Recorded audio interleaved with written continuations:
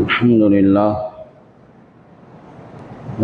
لله رب العالمين والعاقبة للمتقين والصلاة والسلام على خاتم الأنبياء والمرسلين وعلى آله وأصحابه أجمعين أما بعد أعوذ بالله من الشيطان الرجيم بسم الله الرحمن الرحيم وَلْتَكُنْ مِنْكُمْ أُمَّةٌ يَدْعُونَ إِلَى الْخَيْرِ وَيَأْمُرُونَ بِالْمَعْرُوفِ وَيَنْهَوْنَ عَنِ الْمُنْكَرِ وَأُولَٰئِكَ هُمُ الْمُفْلِحُونَ صدق الله العظيم. قال نبينا صلى الله عليه وسلم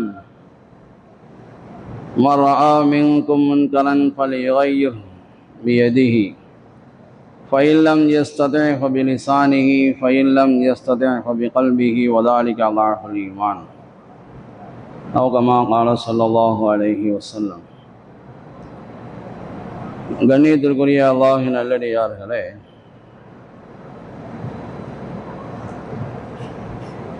அல்லாஹ் தஆலா தன்னுடைய அருள்மறையில் சொல்லி காட்டுகிறான், وَلْتَكُنْ مِنْكُمْ أُمَّةٌ يَدْعُونَ إِلَى الْخَيْرِ. உங்களில் ஒரு கூட்டம் இப்படி இருக்கட்டும், ஹைரானவற்றின் பக்கம் அழைக்கக்கூடிய ஒரு கூட்டம். ஹைர் என்றால் குர்ஆன் சுன்னா, குர்ஆனில் என்ன இருக்கிறதோ அதன் பக்கம் அழைக்கக்கூடிய ஒரு கூட்டம். பெருமானார் ஸல்லல்லாஹு அலைஹி வஸல்லம் அவர்களுடைய வழிமுறையின் பக்கம் அழைக்கக்கூடிய ஒரு கூட்டம் இருந்து கொண்டே இருக்கட்டும் என்று அல்லாஹ் சொல்வான். وَيَأْمُرُونَ بِالْمَعْرُوفِ وَيَنْهَوْنَ عَنِ الْمُنْكَرِ. நல்லதை கொண்டு ஏவிக்கொண்டே இருக்கட்டும், தீயதை விட்டும் தடுத்து கொண்டே இருக்கட்டும். இதை யார் செய்கிறார்களோ உலாயிக ஹுமுல் முஃப்லிஹூன், அவர்கள்தான் வெற்றியாளர்கள் என்று அல்லாஹ் சொன்னார். இதுக்கு அடுத்த வசனத்தில் அல்லாஹ் சொல்வதையும் நாம் கவனிக்க வேண்டும். வலா தகூனு கல்லதீன தஃபர்ரகு,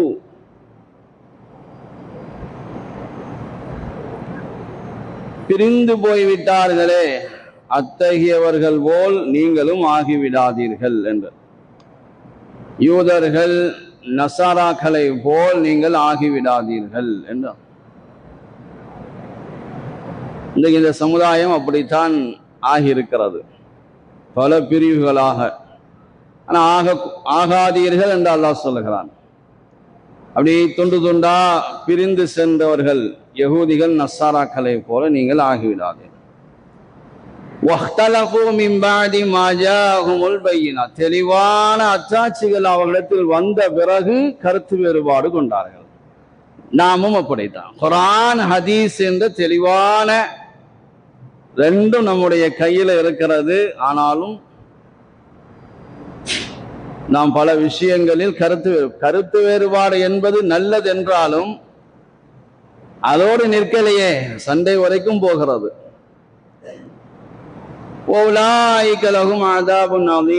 இப்படிப்பட்டவர்களுக்கு கடுமையான மாபெரும் வேதனை இருக்கிறது என்று அல்லாஹ் சொல்கிறான். நம்மள நல்லவற்றை சொல்லிக்கொண்டே இருக்கக்கூடிய, குர்ஆனையும் ஹதீஸையும் சொல்லிக்கொண்டே இருக்கக்கூடிய ஒரு கூட்டம் இருக்கட்டும் என்று அல்லாஹ் சொல்றான். பெருமானார் ஸல்லல்லாஹு அலைஹி வஸல்லம் அவர்கள் சொல்வார்கள், உங்கள்ல யாராவது வெறுப்பானவற்றை பார்த்தால்,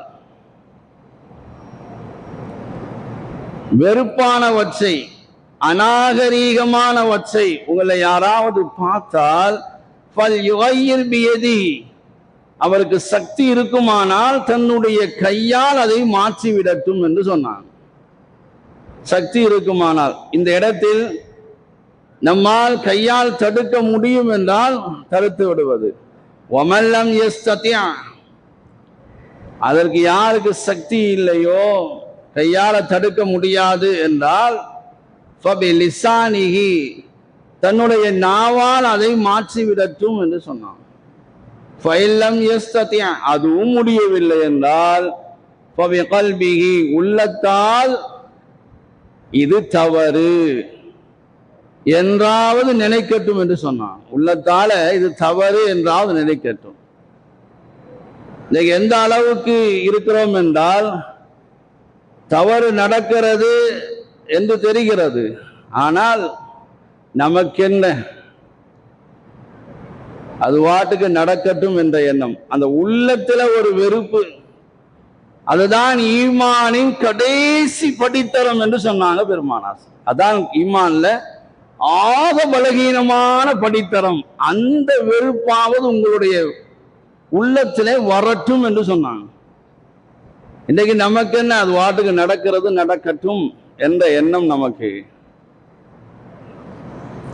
அடுத்த ஹதீஸ்ல ஹுதைஃபா இப்னு யமான், ஹுதைஃபத் இப்னு யமான் ரலியல்லாஹு அன்ஹு, பெருமானார் ஸல்லல்லாஹு அலைஹி வஸல்லம் சொன்னார்கள், வல்லதி நஃப்ஸி பியதி, என் உயிர் எவன் கைவசம் இருக்கிறதோ, என் உயிர் எவன் கைவசம் இருக்கிறதோ அவன் மீது சத்தியம், அல்லாஹ் மீது சத்தியமாக, நல்லதை சொல்லுங்கள் அல்லதை தடுங்கள், செய்யவில்லையானால், அப்படிங்க, நல்லதை ஏவுங்கள் அல்லதை தடுங்கள், அப்படி நீங்கள் செய்யவில்லையானால் அல்லாஹு தஆலா உங்களின் மீது தன்னிடம் இருந்து உண்டான வேதனையை, அதாபை இறக்கி வைப்பான். இறக்கக்கூடும்,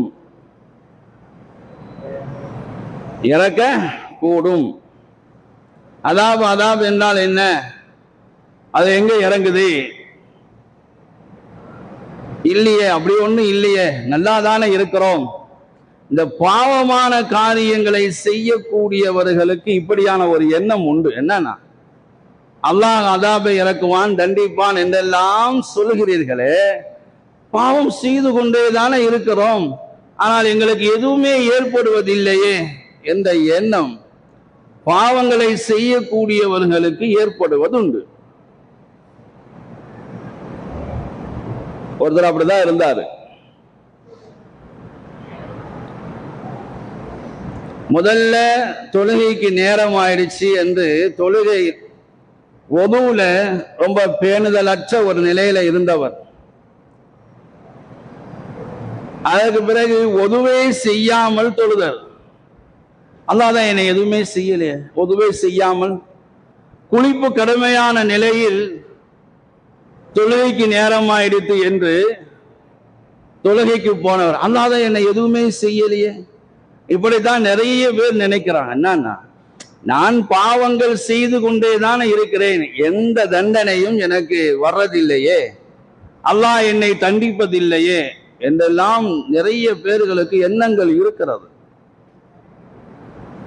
எழுதுவார்கள், அல்லாஹ்வுடைய நினைவை விட்டும் அல்லாஹ் உங்களை தூரமாக்கி வைத்திருக்கிறானே, இதுவே மிகப்பெரிய தண்டனை இல்லையா? அல்லாஹ்வை பற்றி உண்டான திக்ர், ஒரு வார்த்தை உங்களுடைய நாவிலிருந்து வராமல் இருக்கிறதே, இதுவே அல்லாஹ் உங்களுக்கு கொடுத்த பெரிய தண்டனை இல்லையா? ஒரு ரக்காயத்து கூட உங்களை தொழாமல் வைத்திருக்கிறானே ஒவ்வொரு நாளும், அது அல்லாஹ் உங்களுக்கு கொடுத்த மிகப்பெரிய தண்டனை இல்லையா? அல்லாஹ்வுடைய கலாமில் இருந்து ஒரு வார்த்தையை கூட ஓதாமல் இருக்கிறோமே, அது மிகப்பெரிய தண்டனை இல்லையா? அல்ஹம்துலில்லாஹ், சுப்ஹானல்லாஹ், அல்லாஹு அக்பர், சுப்ஹானல்லாஹில் அஸீம், சுப்ஹானல்லாஹி வ பிஹம்திஹி என்பதையெல்லாம் சொல்லாமல் இருக்கிறது இந்த நாவு, இது மிகப்பெரிய தண்டனை இல்லையா? யோசிக்கணுமா இல்லையா? நிறைய பேர் நினைக்கிறது அப்படிதான், நான் பாவம் செய்கிறேன், அல்லாஹ் என்னை தண்டிப்ப. குர்ஆனை தொடக்கூட நசீப் இல்லாமல் இருக்கிறோமே, குர்ஆன் என்ற அந்த புனிதவற்றை தொடக்கூட அருள் இல்லாமல் இருக்கிறோமே, இது தண்டனை இல்லையா? பள்ளிவாசலுக்கு நடந்து கூட வர முடியாமல் இருக்கிறோமே, அதற்கு எவ்வளவு பெரிய நன்மைகள் இருக்கிறது, அதை இழக்கிறோமே, இது மிகப்பெரிய தண்டனை இல்லையா? எல்லாம் தண்டனை இல்லை. பாவம் செய்கிறவர்கள் யோசிக்கணும்,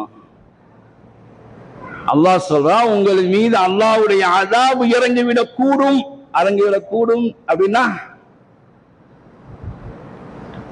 இதெல்லாம் யோசிக்கணும். இதெல்லாம் ஒரு வகையான அல்லாஹ்வுடைய தண்டனை தான். அல்லாஹ்வுடைய நினைவே நம்முடைய சிந்தனைக்குள் வராமல் இருக்கிறது என்றால் அதை விட மிகப்பெரிய தண்டனை என்ன இருக்கிறது?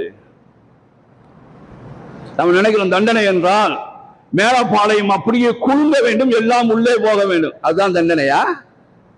இல்ல ஒரு பெரிய நோய் வந்து எல்லாரும் பாதிக்கப்படணும், அதுதான் தண்டனையா?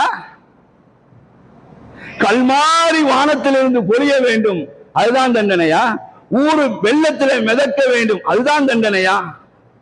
இல்ல, இதுதான் மிகப்பெரிய தண்டனை. மிகப்பெரிய தண்டனை. அதெல்லாம் ஒரு செகண்ட்ல முடிஞ்சிடும், அவ்வளவுதான். ஒவ்வொரு நாளும் அல்லாஹ்வுடைய நினைவில்லாம இருக்கிறவங்க, இதுதான் மிகப்பெரிய தண்டனை. மிகப்பெரிய தண்டனை சொன்னாங்க அல்லாஹ்வுடைய ரசூல். நீங்க நல்லதை சொல்லி அல்லதை தடுக்கவில்லையானால் அல்லாஹ் உங்கள் மீது இதன் தினமிருந்து உண்டான வேதனை அனுப்பிவிடக் கூடும். ஒண்ணு. ரெண்டாவது சொன்னாங்க, நீங்க அப்படி செய்யல அப்படின்னு சொன்னா நீங்க எவ்வளவு துவா செய்தாலும், அல்லாஹ்வை அழைத்து கெஞ்சி கதறி துவா செய்தாலும் அல்லாஹ் உங்களுக்கு பதில் சொல்லவே மாட்டான். பதில் சொல்லவே மாட்டான். அப்ப நல்லவற்றை சொல்லிக்கொண்டே இருக்கணும் இல்லையா? மன்தா, பெருமானார் ஸல்லல்லாஹு அலைஹி வஸல்லம், மன்தா இலா ஹுதா, ஒரு நேரான வழியின் பக்கம் அழைக்கிறார் ஒருத்தர்கிட்ட தொழுகை இல்லை, தொழுகையுடைய சிறப்புகளை எல்லாம் சொல்லி அந்த மனிதரை தொழுகையின் வாழ அழைத்து, அவரும் அல்லாஹ் தஆலாவுடைய அருளால் தொழுகையாளியாக ஆகிவிட்டால் கியாமத்து வரைக்கும் அவர் தொழுகிறார், அவருடைய மௌத்து வரை அவர் தொழுகிறார் என்றால் அந்த தொழுகைக்கான நன்மை அவருக்கு கிடைப்பது போன்று அவர் தொழுவதற்கு காரணமானவர்களுக்கும் கிடைத்துக் கொண்டு, மன்தா இலல் ஹுதா, யார் ஒரு நேரானவற்றின் பக்கம் அழைப்பு கொடுக்கிறார், அவருக்கு அவர் பேச்சை கேட்டு அதை செயல்படுத்துகிறாரே, அவருக்கு என்ன கூலி கிடைக்குமோ அது கிடைக்கும். அந்த செயல்படக்கூடிய அந்த மனிதருடைய கூலியை அல்லாஹ் குறைப்பதே கிடையாது. தொழுகை இல்லாதவரை தொழுகைக்குரிய சிறப்புகளை சொல்லி தொழுகைக்கு வாருங்கள் என்று சொல்ல, தாய் தந்தையருக்கு கட்டுப்படாத ஒரு மனிதர், தாய் தந்தையர்களுடைய அது முதல்ல நமக்கு தெரியணும் இல்லையா?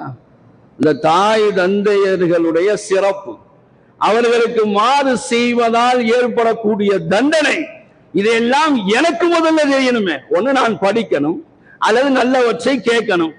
அதுவே என்னிடத்துல இல்லையே. நாம பிறருக்கு நல்லதை சொல்ல வேண்டுமானால் நமக்கு நல்ல விஷயங்கள் தெரியணும். குர்ஆனை பற்றி தெரியணும், ஹதீஸை பற்றி தெரியணும். எனக்கே தெரியாது. ஒருவர் போதை பழக்கம் உள்ளவராக இருக்கிறார், மது அருந்தக்கூடிய பழக்கம் உடையவராக இருக்கிறார், அல்லது ஏதாவது ஒரு பாவமான காரியத்தை செய்யக்கூடியவராக இருக்கிறார். அந்த பாவத்தின் விளைவுகள் என்ன, அந்த பாவத்தினால் ஏற்படக்கூடிய தண்டனை என்ன என்பதை அவருக்கு சொல்லி அவர் அதிலிருந்து விலகிவிட்டால், அதுக்கு பிறகு அவர் செய்யக்கூடிய நல்லவற்றுக்கெல்லாம் அவருக்கு கூலி கிடைப்பது போன்று அவர் மாறுவதற்கு காரணமாக இருக்கக்கூடியவருக்கும் கிடைக்கும். இதே அப்படியே மாத்துங்க. மன்தா இலா வலாலத்தின், ஒரு தவறான வழிகேடு, அதன் பக்கம் ஒருத்தர் அழைக்கிறார், தவறான விஷயம், அவரும் அதை கேட்டு செயல்படுத்தி விட்டார் என்றால் அவர் அந்த பாவத்தில இருக்கும் காலமெல்லாம் அந்த பாவத்தின் விளைவுகள் அவருக்கு கிடைப்பது போல், தண்டனை அவருக்கு கிடைப்பது போல், அவர் அந்த பாவத்தை செய்வதற்கு காரணமாக இருந்தவருக்கும் கிடைக்கும் என்று சொன்னாங்க பெருமானார். நம்ம நல்ல விஷயங்களை நாம என்ன செய்யணும்? சொல்லிக்கொண்டே இருக்கணும். ஸஅத் இப்னு முஆத் ரலியல்லாஹு தஆலா மதீனாவில் இருந்தான். பெருமானார் ஸல்லல்லாஹு அலைஹி வஸல்லம் அவர்கள் ஹிஜ்ரத் செய்து மக்காவில் இருந்து மதீனாவுக்கு செல்வதற்கு 2 ஆண்டுகளுக்கு முன்பாகவே முஸ்அப் இப்னு உமைர் ரலியல்லாஹு அன்ஹு அவங்கள அனுப்பி வச்சாங்க. அங்கே இஸ்லாத்தின்பால் வந்தவர்களுக்கு மார்க்கத்தை சொல்லிக் கொடுக்க வேண்டும் என்ற நோக்கத்தில் முஸஅப் இப்னு உமைர் ரலியல்லாஹு அன்ஹு அவங்க போனாங்க. அவங்களுடைய அந்த அறிவுரையின்படி இஸ்லாத்துக்கு வந்தவர்கள் தான் சஅத் இப்னு முஆத் ரலியல்லாஹு தஆலா அன்ஹு. இஸ்லாத்துல இருந்தது மொத்தம் எத்தனை ஆண்டுகள் தெரியுமா? 38 வயசுல மௌத்தாயிட்டாங்க. 31வது வயசுல தான் இஸ்லாத்துக்கே வந்தாங்க. வாழ்ந்ததே இஸ்லாத்துல வாழ்ந்த முஸ்லிமாக மூமினாக வாழ்ந்ததே மொத்தம் 7 ஆண்டுகள். 70 ஆண்டுகள் ஆனாலும் அல்லாஹ்வுக்கும் ரசூலுக்கும் கட்டுப்படாதவர்கள் நம்மில் சிலர் 7 ஆண்டுகள் தான் வாழ்ந்தார்கள். அவருடைய வாழ்க்கையின் சிறப்பு அல்லாஹு அக்பர் சொல்லி மாளாது. ஹிஜ்ரத்துக்கு 1 வருடத்துக்கு முன்னாடி இஸ்லாத்துக்கு வந்தவர். ஹிஜ்ரி 6ஆம் ஆண்டு ஒரு யுத்தத்திலே காயத்தின் காரணமாக மரணம் அடைந்தவர் சஅத் இப்னு முஆத்.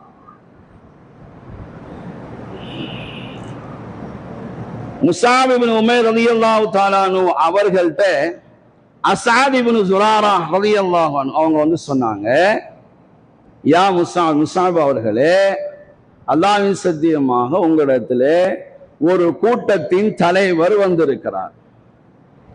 ஒரு கூட்டத்தின் தலைவர் வந்திருக்கிறார். அவர் உங்கள் சொல்லை கேட்டு உங்களை பின்பற்றி விடுவாரானால், அல்லாஹ்வுக்கும் ரசூலுக்கும் நீங்க சொல்றீங்க இல்லையா, அந்த அல்லாஹ்வுக்கும் அந்த ரசூலுக்கும் அவர் கட்டுப்பட்டு விடுவாரானால், அவருடைய சமுதாயத்தில் எல்லோரும் அவருக்கு பின்னாலே வந்து விடுவார். உஸைத் இப்னு ஹுதைர் ரலியல்லாஹு அன்ஹு அவங்கள பத்தி சொன்னாங்க. இந்த உஸைத் இப்னு ஹுதைர் ரலியல்லாஹு அன்ஹு சொன்னாங்க, எனக்கு பின்னால ஒரு மனிதர் இருக்கிறார். அவர் உம்முடைய பேச்சை, உங்கள் இருவரின் பேச்சையும், அஸ்அத் இப்னு ஸுராரா முஸஅப் இப்னு உமைர் உங்கள் இருவரின் பேச்சையும் கேட்டு அவர் உங்கள் இருவரையும் பின்பற்றி விடுவாரையானார், அவருடைய சமுதாயத்தில் யாருமே அவருடைய பேச்சை தட்ட மாட்டார்கள், தட்டி கழிக்க மாட்டார். அவர்தான் சஅத் இப்னு முஆத் ரலியல்லாஹு தஆலா அன்ஹு. அப்ப இவங்க முஸஅப் இப்னு உமைர் ரலியல்லாஹு அன்ஹு அவர்கள் மூலமாக உஸைத் இப்னு ஹுதைர் அவர் சுட்டி காட்டுகிறார் நல்லவற்றை ஒரு மனிதருக்கு. சஅத் இப்னு முஆத் ரலியல்லாஹு தஆலா அன்ஹு அவங்க இஸ்லாத்துக்கு வந்துட்டாங்க, முஸ்லிமா மூமினாக ஈமான் கொண்டுட்டாங்க. அவங்க என்ன பண்ணாங்க, இப்னு இஸ்ஹாக் ரஹ்மஹுல்லாஹ் அவங்க சொல்றாங்க, சஅத் இப்னு முஆத் இஸ்லாத்தை ஏற்றதும் நேரா தங்களுடைய கூட்டத்தாட்ட வந்தாங்க. வந்து கேட்டாங்க, யா பனி அப்துல் அஷ்ஹல் கைஃப தஅலமூன அம்ரி ஃபீக்கும், உங்களிடத்துல என்னுடைய அந்தஸ்து என்ன, நீங்க என்னை பற்றி என்ன நினைக்கிறீங்க? அவங்க சொன்னாங்க, எங்களில் ஆக சிறந்த தலைவர், எங்களின் ஆக சிறந்த கேப்டன் நீங்க தான் அப்படின்னு சொன்னாங்க. எங்களில் ஆக சிறந்த தலைவர் நீங்க தான், எங்களில் ஆக சிறந்த கேப்டனும் நீங்க தான். அவங்க சொன்னாங்க, சஅத் இப்னு முஆத் அப்படியா, ஃபைன்ன கலாமக்கும் அலைய ஹராமுன், உங்களின் ஆண்களிடத்திலேயும் பெண்களிடத்திலேயும் நான் பேசுவதாக இல்லை, ஹராம், என் மீது ஹராம். எதுவரை நீங்களும் அல்லாஹுவையும் ரசூலையும் ஈமான் கொள்கின்ற வரை உங்களின் ஆண்கள் பெண்கள் இடத்தில் பேசுவது என் மீது ஹராம். என்னாகும், அப்படியே பனி அப்துல் அஷ்ஹலுடைய கூட்டத்தில் ஒருத்தர் கூட இல்லை, எல்லாம் அப்படியே ஈமான் கொண்டாங்க. இது அத்தனை பேருடைய நன்மையும், சஅத் இப்னு முஆத் ஷஹீதாக்கப்பட்டாங்க. எத்தனை சஹாபிகள் இதுல இருந்தாங்க, முஸஅப் இப்னு உமைர் ரலியல்லாஹு தஆலா அன்ஹு அவர்களுக்கு உஸைத் இப்னு ஹுதைர் அவர்கள் செய்த நன்மைகள், ஸஅத் இப்னு முஆத் ரலியல்லாஹு தஆலா அன்ஹு அவர்கள் செய்த நன்மைகள், அவர்களுடைய கூட்டத்தில் இருந்த எத்தனை பேர்கள் அவர்கள் செய்த நன்மைகள், அவர்களின் மூலமாக இஸ்லாத்துக்கு வந்த எத்தனை பேர்கள் அத்துணை பேர்களுடைய நன்மைகளும் இன்று வரை இவர்களில் ஒருவர் இருக்குவாரானால் அவருடைய நன்மைகள் அத்துணையும் இன்றைக்கும் முஸஅப் இப்னு உமைர், அஸ்அத் இப்னு ஸுராரா போய்கிட்டே இருக்கு, நன்மைகள் போய்கிட்டே இருக்கு, நன்மைகள் போய்கிட்டே இருக்கு. இப்படி நம்மள யாராவது ஒருத்தர் நம்ம யாருக்காவது நல்வழியின் பக்கம் வழிகாட்டி ஒருவர் அப்படியானால் அப்ப நமக்கு எவ்வளவு நன்மை. அப்படி யாராவது இருக்கிறாங்களா?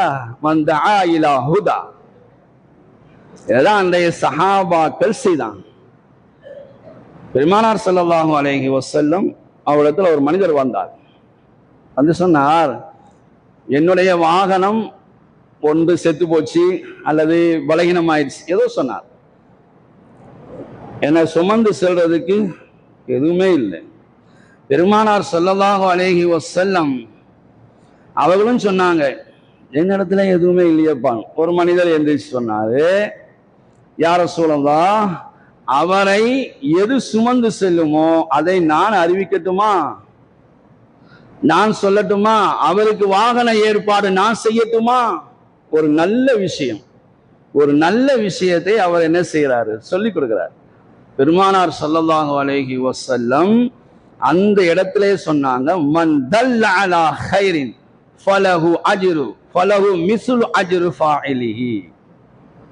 யார் ஒரு நலவானவற்றை அறிவிக்கிறாரோ, ஒரு ஹதீஸையோ அல்லது ஒரு துஆவையோ நாம கேட்கிறோம் அல்லது நம்ம படிக்கிறோம், யாரின் மூலமாக கேட்கிறோம் அல்லது எதிலேயோ ஒன்றை நல்ல விஷயத்தை படிச்சோம், அடுத்த நிமிஷம் ஒருத்தருக்கு சொல்லிடும்,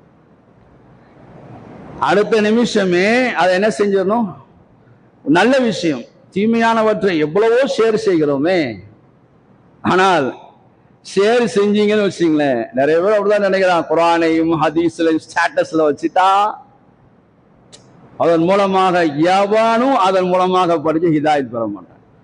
நேரடியா தான், நேரடியா பேசணும். நீங்க எந்த வந்து குர்ஆன் இப்ப அப்படிலாம் இருக்குல்ல, இல்லா எப்படி குர்ஆனின் ஹதீஸையும் மொபைல்ல அதுக்கு ஒரு அசத்து விளக்கம் கொடுத்தாரு பாருங்க. எப்படி மொபைல்ல குர்ஆன் ஓதுறத பத்தி ஒருத்தர் விளக்கம் கொடுத்தாரு. மொபைல்ல குர்ஆன் ஓதுறது எப்படி, அது வந்து கேளுங்க, அப்புறமா சொல்லிக்கலாம்.